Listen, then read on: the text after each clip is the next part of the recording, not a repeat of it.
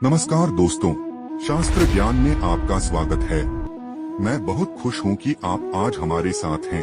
अगर आपने अभी तक चैनल को सब्सक्राइब नहीं किया है तो जल्दी से करें ताकि आप हमारे सबसे नवीन अपडेट्स को मिस न करें। मैं यह कहना चाहता हूं कि आप सभी का धन्यवाद करता हूं जो इस समृद्धि भरे समुदाय का हिस्सा बने हैं। आपका समर्थन हमारे लिए अत्यंत महत्वपूर्ण है और यही हमारे चैनल को मजबूती देता है। बिना और कुछ कहे चलिए शुरू करते हैं।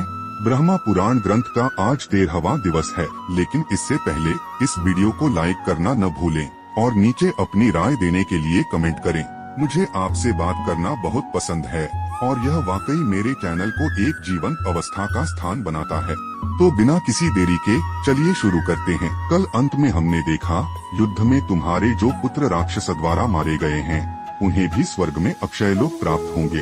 अब धुंधुमार के जो 3 पुत्र युद्ध से जीवित बच गए थे उनमें दृढ़ाश्व सबसे ज्येष्ठ थे और चंद्राश्व तथा कपिलाश्व उनके छोटे भाई थे। दृढ़ाश्व के पुत्र का नाम हर्यश्व था।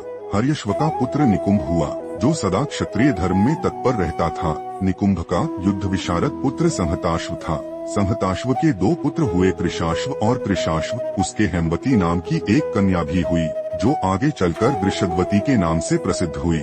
उसका पुत्र प्रसेंजित हुआ जो तीनों लोकों में विख्यात था। प्रसेंजित ने गौरी नाम वाली पतिव्रता स्त्री से ब्याह किया था जो बाद में पति के शाप से बाहुदा नाम की नदी हो गई। प्रसेंजित के पुत्र राजा युवनाश्व हुए। युवनाश्व के पुत्र मांधाता हुए। वे त्रिभुवन विजयी थे। शशबिंदु की सुशीला कन्या चैत्र थी जिसका दूसरा नाम बिंदुमती भी था। मांधाता की पत्नी हुई। इस भूतल पर उसके समान रूपवती स्त्री दूसरी नहीं थी। बिंदुमती बड़ी पतिव्रता थी। वह 10,000 भाइयों की ज्येष्ठ भगिनी थी। मांधाता ने उसके गर्भ से धर्मज्ञ पुरुकुत्स और राजा मुचुकुंदेय 2 पुत्र उत्पन्न किए। पुरुकुत्स के उनकी स्त्री नर्मदा के गर्भ से राजा त्रसत्स्यु उत्पन्न हुए।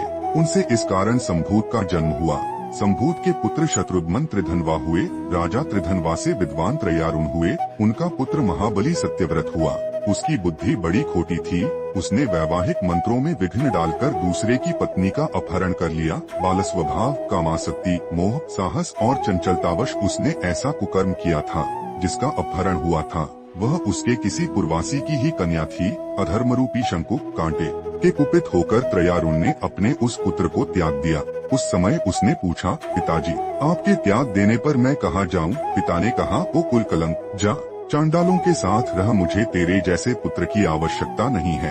यह सुनकर वह पिता के कथनानुसार नगर से बाहर निकल गया। उस समय महर्षि वशिष्ठ ने उसे मना नहीं किया। वह सत्यव्रत चांडाल के घर के पास रहने लगा। उसके पिता भी वन में चले गए। तदंतर उसी अधर्म के कारण इंद्र ने उस राज्य में वर्षा बंद कर दी। महातपस्वी विश्वामित्र उसी राज्य में अपनी पत्नी को रखकर स्वयं समुद्र के निकट भारी तपस्या कर रहे थे। उनकी पत्नी ने अकालग्रस्त हो अपने मझले औरस पुत्र के गले में रस्सी डाल दी और शेष परिवार के भरण पोषण के लिए 100 गाय लेकर उसे बेच दिया। राजकुमार सत्यव्रत ने देखा कि विक्रय के लिए इसके गले में रस्सी बंधी हुई है। तब उस धर्मात्मा ने दया करके महर्षि विश्वामित्र के उस पुत्र को छुड़ा लिया और स्वयं ही उसका भरण पोषण किया। ऐसा करने में उसका उद्देश्य था महर्षि विश्वामित्र को संतुष्ट करके उनकी कृपा प्राप्त करना। महर्षि का वह पुत्र गले में बंधन पड़ने के कारण महातपस्वी गाल्व के नाम से प्रसिद्ध हुआ। उम्मीद है कि आपने आज के वीडियो का आनंद लिया होगा। अगर आपने कुछ सीखा तो वीडियो को लाइक करें और इसे अपने दोस्तों के साथ शेयर करें। अगर आपने अभी तक सब्सक्राइब नहीं किया है तो जल्दी से करें और हमारे शस्त्र ज्ञान समुदाय में शामिल हों। हम हर रोज हमारे शास्त्रों के रोचक वीडियो में कुछ न कुछ सीखते हैं और मुझे आपको इस सफल यात्रा में साथी बनाकर खुशी होगी। आपने मेरे साथ यह समय बिताया।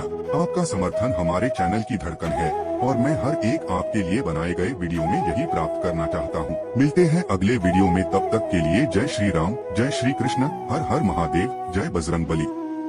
धन्यवाद।